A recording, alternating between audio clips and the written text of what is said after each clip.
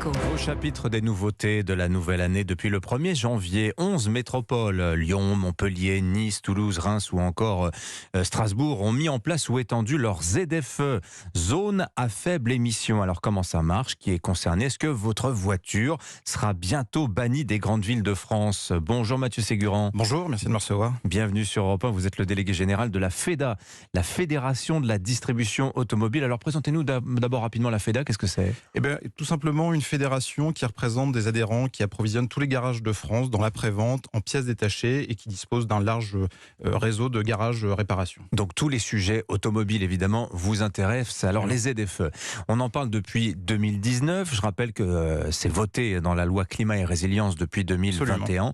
Qu'est-ce que c'est exactement la ZFE pour poser un peu notre discussion?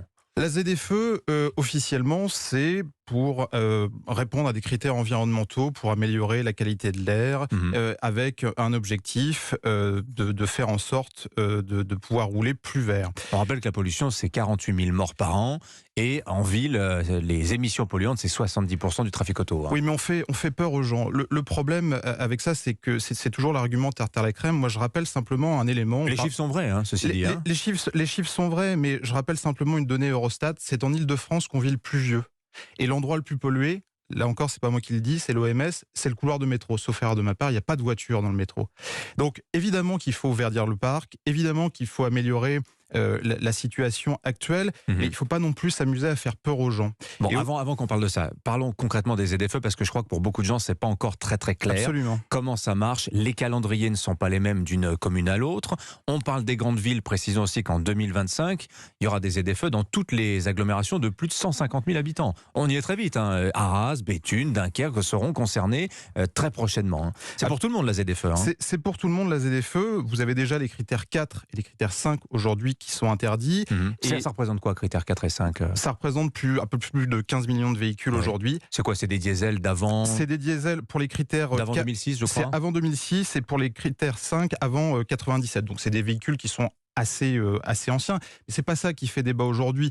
Aujourd'hui, nous, ce qu'on dénonce, c'est l'interdiction des critères 3 à horizon 2025, c'est-à-dire des véhicules essence qui, pour les derniers, ont été fabriqués en 2005 ou diesel en 2010. Ça représente 17 millions de véhicules.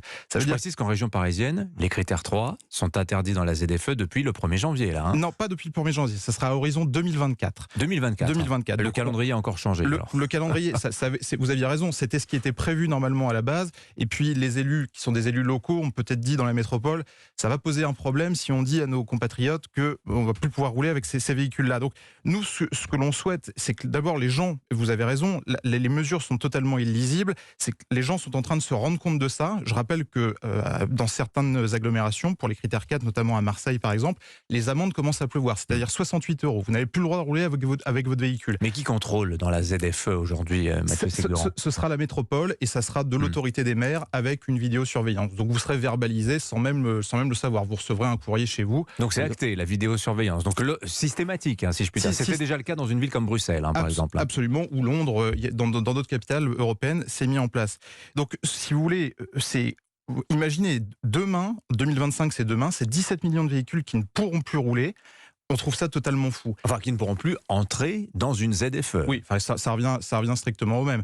Donc, nous, ce que l'on souhaite, c'est que cette mesure brutale, le gouvernement recule et qu'on puisse avoir un peu de progressivité pour que les gens puissent Vous demandez l'abandon des ZFE? Non, on ne demande pas l'abandon, on demande qu'elle soit concentrée au cœur de ville, ce qui aurait du sens, et que progressivement elle puisse être étendue, mais à condition d'avoir des aides financières qui soient réelles. Aujourd'hui, elles sont inexistantes. Non, attendez, vous pouvez pas dire ça. Il y a des aides à l'acquisition de véhicules propres. Prenez un véhicule électrique, c'est jusqu'à 7 000 € quand même. Oui, mais enfin, vous faites, par exemple, en Île-de-France, l'aide est de 6 000 €, vous faites 6 000 fois 1 million, ça fait 6 milliards. C'est totalement intenable.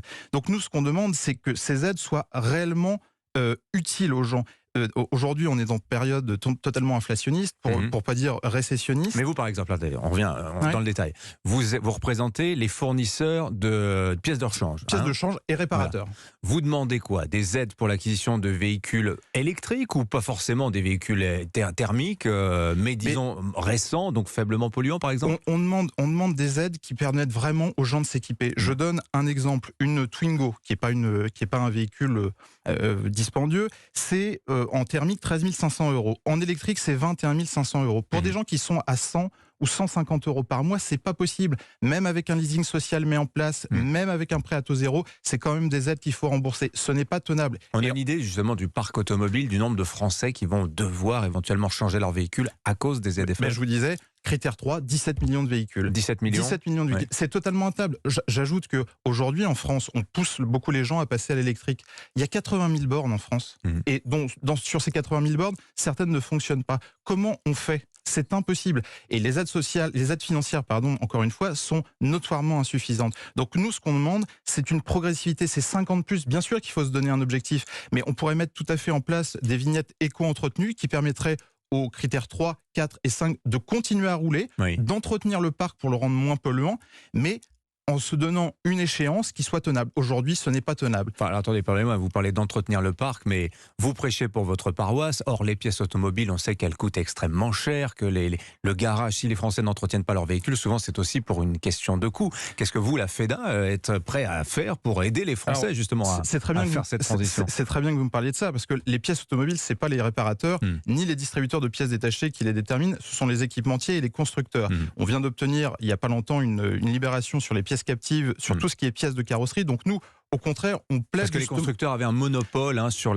ces pièces-là. Absolument. Donc nous, au contraire, on s'est battu pour que les pièces soient moins chères et qu'elles puissent être fabriquées et distribuées au juste coût pour un plus juste coût de réparation. Ça, c'est un vrai angle mort du pouvoir d'achat, la question des pièces de rechange. Et le combat est pas encore terminé, parce que nous, on plaidait pour une libéralisation pleine et entière et on a obtenu une libération à 10 ans, ce qui est encore trop peu. Mais attendez, je vous taquine un peu, mais vous dites il faudrait lisser dans le temps, sur une période plus longue, les calendriers des ZFE. Je vous le disais, aujourd'hui, les aides financières ne sont pas suffisantes et surtout, il n'y a pas de marché de l'occasion, il n'y a pas suffisamment de bornes. Comment on fait pour expliquer aux gens que vous allez passer à des véhicules électriques qui coûtent au bas mot 30 000 € et pour lesquels vous n'avez pas les moyens de vous équiper et pour lesquels il n'y a pas de marché de l'occasion. C'est fou. Ça me rappelle ce combat sur les portails écotax. Vous vous rappelez, les bonnets rouges?